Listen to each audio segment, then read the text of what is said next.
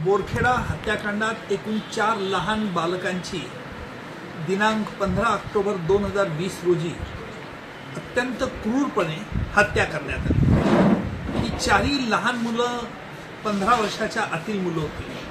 त्यात 2 मुली, एक 4 वर्षाची आणि एक 13 वर्षाची मुलगी होती। या 13 वर्षाच्या मुलीवरती हा महेंद्र बारेला हा जो आरोपी होता याने तिच्यावरती बलात्कार केला आणि तिची लहान बहीण 4 वर्षाची, तिचे 2 भाऊ 8 वर्ष आणि 13 वर्ष असं चौघांचा कुऱ्हाडीने अनेक घाव घालून त्या चौघांचा खून करण्यात आला होता। 15 ऑक्टोबर 2020 रोजी ह्या पीडितांच्या घरी हे फक्त लहान मुले होते। त्यांचे आई वडील हे मध्य प्रदेशमधील खरगोन येथे गडी येथे कामाला काही धार्मिक कामाकरता गेले होते। तेव्हा आरोपी हा त्या पीडितेच्या मोठ्या भावाचा, जो सुरेश ज्याचं नाव आहे, तो या घटनेच्या वेळेला घरात नव्हता, त्यांचा मित्र होता। तो या लहान मुलांना घरात एकटे आहेत म्हणून सोबत आला, परंतु रात्री त्याच्यात पाशवी वृत्ती संचारली आणि त्याने ह्या पीडितेच्या लहान मुलीवरती बलात्कार केला आणि चौघांवरती कुऱ्हाडीने अनेक वार केले। आज या खटल्यामध्ये आम्ही 28 साक्षीदार तपासले होते। या आरोपी महेंद्र बरेला फाशीची शिक्षा देण्यात यावी असा आम्ही युक्तिवाद केला। त्याकरता अनेक गोष्टींचा दाखला आज न्यायालयात आम्ही दिला। न्यायालयात युक्तिवाद करताना आम्ही प्रामुख्याने हे सांगितलं की ही जी लहान बालकं होती यांनी घटनेच्या वेळेला आरोपीला कुठेही प्रतिकार केला नाही। आरोपीला ही गोष्ट माहीत होती की फक्त घरात लहान बालकेच आहेत आणि आरोपी एवढा लिंग पिसाट होता की याने ह्या मुलीवरती बलात्कार करून चौघाचे खून करून मोठ्या बढाई मारत होता की त्याने बढाईने फोनवरती आपल्या वडिलांना आणि काकांना सांगितलं, मी चौघांना मारून टाकलेलं आहे आणि मुलीवरती बलात्कार केला आहे। या घटनेमुळे रावेर तालुक्यातील बोरखेडा या गावी नाही तर संपूर्ण जळगाव जिल्ह्यात हाहाकार माजला होता। या खटल्याची सुनावणी गेले 3-4 वर्षापासून सतत चालू होती, परंतु कोविडमुळे सुनावणी मंदावली होती।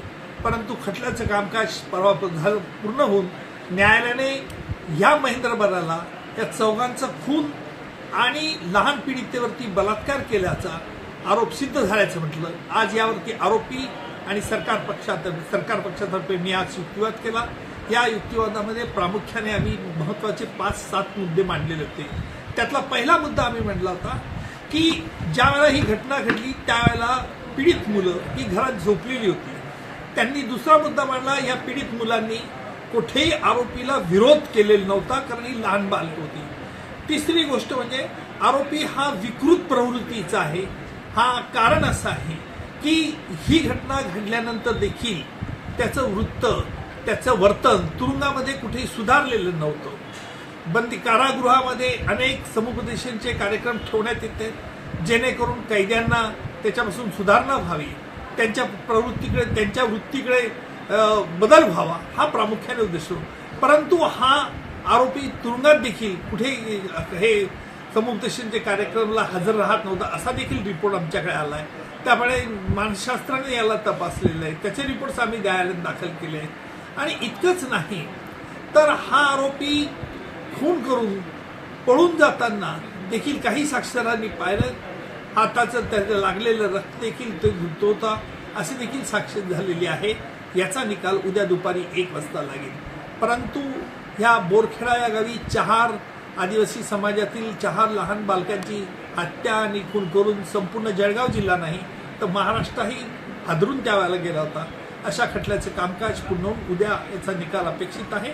आरोपीतर्फे युक्तिवाद करण्यात आला की आरोपी हा लहान वयाचा आहे, त्याला सुधारण्याची संधी दिली पाहिजे। आम्ही त्याचं प्रतिपादन करताना हे सांगितलं की सुधारणा ही व्यक्ती माणसामध्ये होत असते, पशुमध्ये सुधारणा होऊ शकत नाही। आरोपी ज्या पद्धतीने याने खून केले ती पाहता आरोपी हा पशुवृत्तीचा आहे। मंत्रेन शाम्यते सर्पोह न खलाह शाम्यते कदा। मंत्राने सापाला शांत करता येते, परंतु दुष्ट माणसाला शांत करायचं म्हणजे फाशीची शिक्षा हीच योग्य आहे।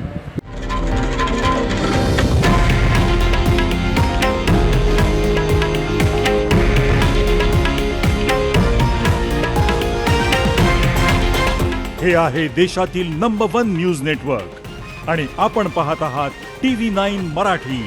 एकमेव